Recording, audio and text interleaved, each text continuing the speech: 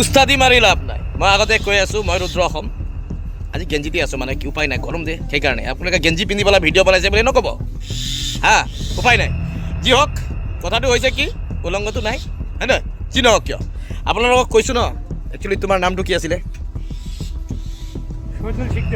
শহীদুল শিকদাৰ। এতিয়া ক'ব আপোনালোকে শহীদুল বুলি কোৱাৰ লগে লগে আপুনি এতিয়া ক'ব মিয়া বুলি ক'ব, সেইটোৱে মোক বেয়া লাগে।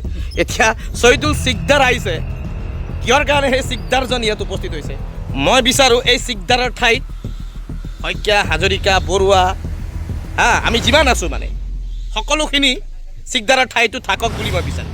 সেইকাৰণে শিকদাৰে দেওবাৰ দিন মই তাক প্ৰশ্ন কৰিছোঁ, এই ভাই কি বেপাৰ এইটো নকৰিলে কি কৰিম, আপুনি মোক দেখাই দিয়ক কি কৰিব লাগে।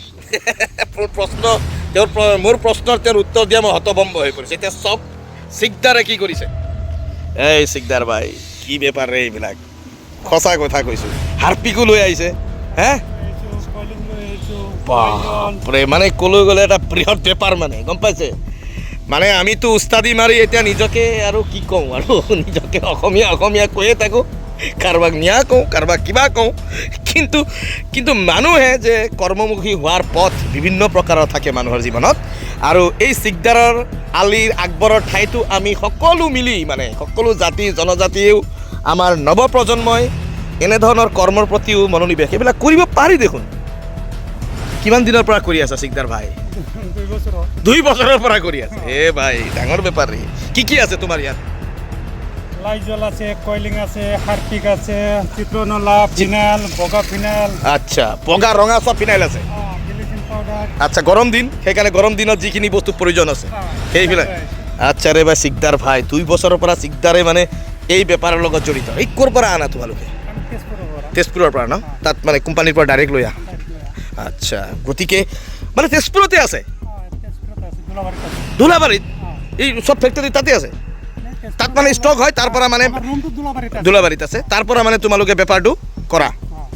আচ্ছা, মই ভাবিছিলোঁ সি গৈ পেলাই বাংলাদেশৰ পৰা আনিছে নেকি এইবিলাক, মোৰতো ভয় লাগিছিলে, গম পাইছে নাই? মানে অসমতে আছে, গম পাইছে, মানে বস্তুবিলাক অসমতে পায়, এইবিলাক সকলো এইবিলাক অসমতে পায়। আমি নিবনুৱা সেইসকলক কৈছোঁ এইবিলাক বস্তু কিন্তু অসমতে পায়। আমি মাইণ্ড কিন্তু বাংলাদেশত পায় বুলি নাভাবিব, কচমচে কৈছোঁ, এইবিলাক অসমতে পায়। অসমৰ পৰাই তেওঁ বেপাৰ কৰি আছে আমাৰ শিকদাৰে। গতিকে মইতো আৰ্মি নিচিনা লাগিছিলে প্ৰথমে, সঁচাৰে ভাই, ষ্টাইলটো ভাল আছে চলি। যি নহওক কিয়, এয়া কৰ্ম যদি মানুহৰ থাকে তেনেহ'লে মানুহে নিষ্ঠাৰে কৰ্ম কৰিব পাৰে ভাই, গম পাইছে।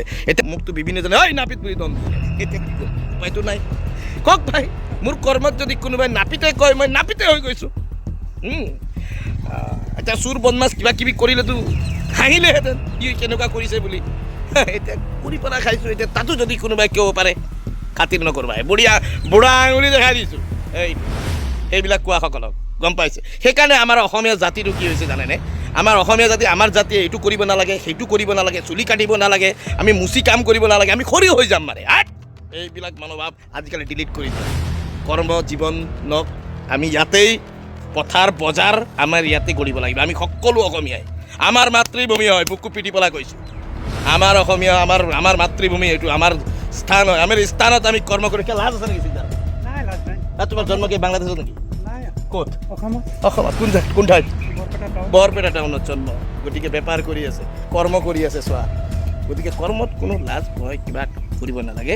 আৰু যিসকলে এইবিলাক কয় সেইবিলাকক মই আৰু কি ক'ম আৰু, মানে তেওঁলোক আমাৰ আদৰ্শ নাই, গম পাইছে। আজিকালি চব নিজৰ কৰ্ম, আমি কৈছোঁ ন, আমাৰ চেলুন, আমাৰ সকলোখিনি আমাৰ হ'ব লাগে, আমি কৰিব লাগে, কৰিলে চব পাৰি, গম পাইছে নে? অসমৰ পৰাই, অসমৰে ব্যক্তিৰ পৰা এনেকৈ মাৰ্কেটিং কৰি আছে।